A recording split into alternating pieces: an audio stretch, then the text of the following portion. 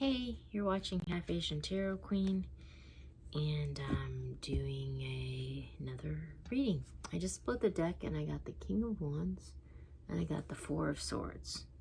So the King of Wands is like, this is a man of like taste and authority. It could be a business person, but someone who's kind of,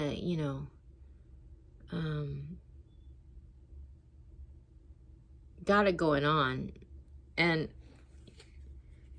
And then we have this Four of Swords, which is sort of like the end of an era, end of a situation, idea, person. So it's almost like there's this powerful person coming on the scene that's going to maybe trigger change or ending of some sort of situation. So that's really interesting. Somebody's going to throw their weight around and it's going to change things up. Oh.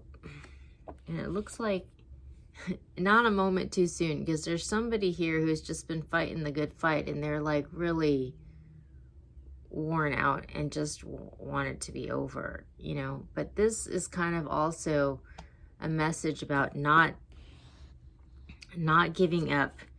It's always darkest before the dawn. I think there's a reading called that. And just keep pushing forward, even though you don't feel like it. Like you don't want to give up like right before the breakthrough. Because the other thing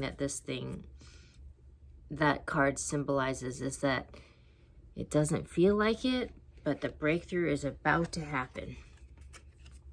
And then what's interesting is that we have this Knight of Pentacles right after that. So it's like slow and steady movement is going to bring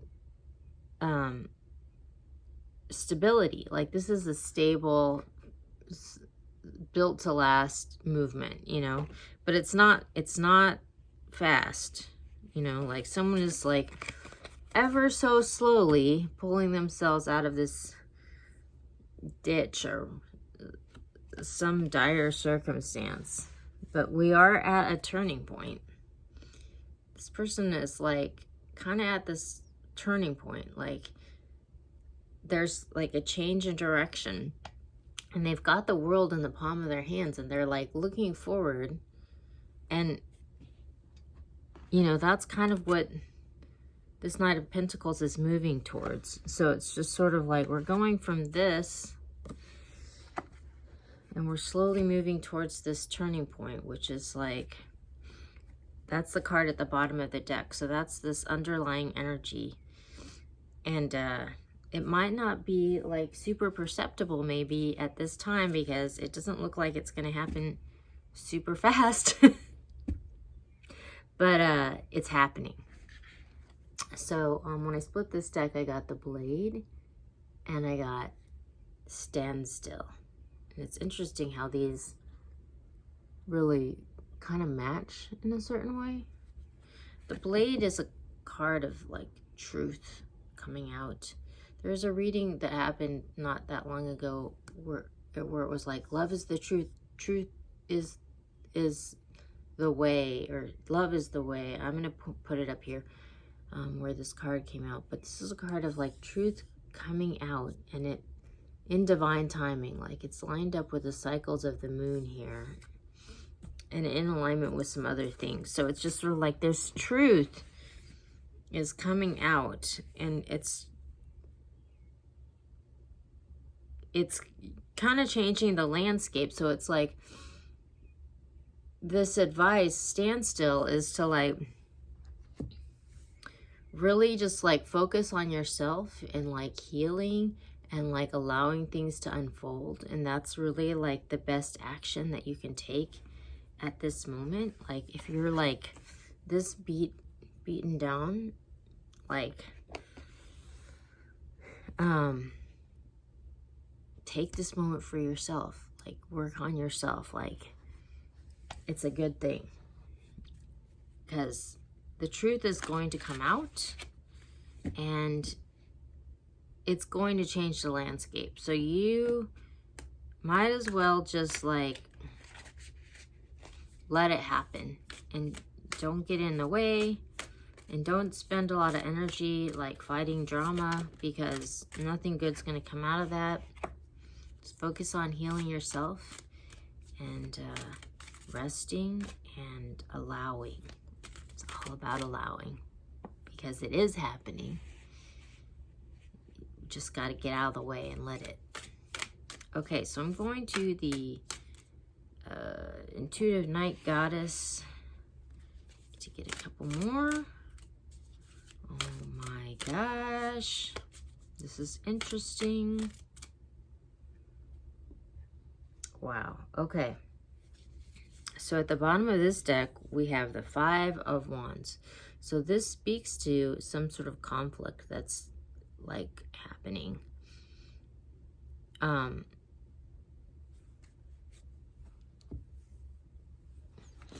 Probably from whatever truth that's being revealed, because the whole reading I did yesterday was called The Universe Has Spoken, and it was all about how there's been this shift in the collective consciousness, and like some people are in alignment and have shifted with it, and some people are just like really trying to force what was happening in the past and how that was causing all this conflict. So that whatever this truth is in alignment with what actually is, and this is going to cause conflict because not everyone's going to be in alignment with that.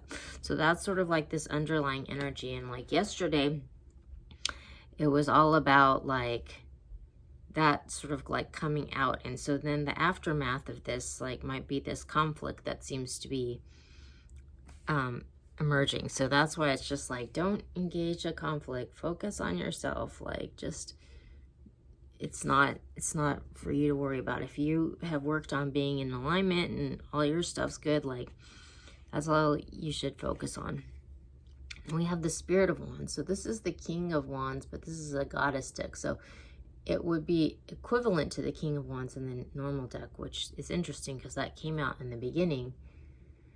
But the Spirit of Wands is this empowerment, and like it's like hi, a warrior, and someone who's like stepped into their power, you know.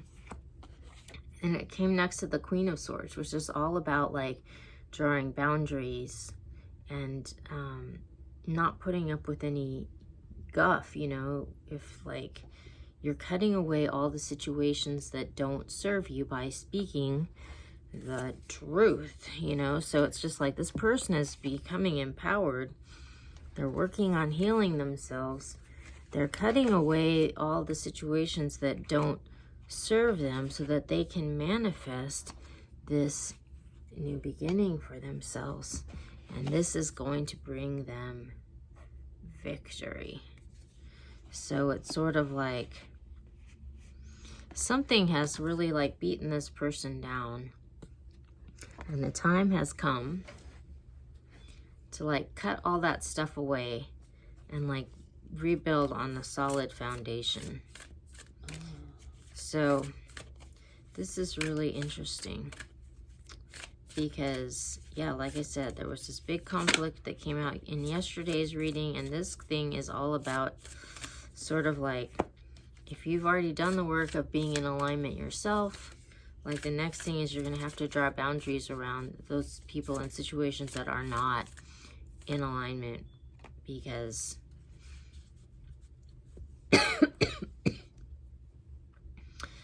that's the work that they need to do for themselves. So we've got flexibility,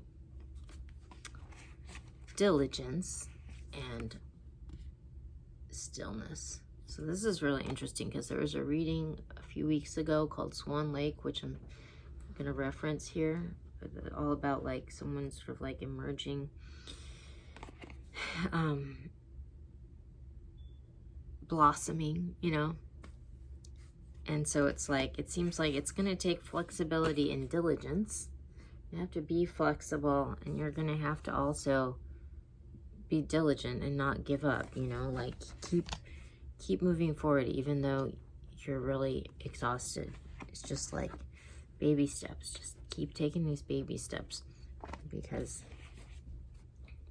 that's it's going to lead you to this emergence as this beautiful swan. So, yeah, like in this particular day, it might not look that pleasant, but don't give up. It's like that Peter Gabriel and like Kate Bush song. Don't give up. I can't remember how it goes, but it's really inspiring, so you should listen to it.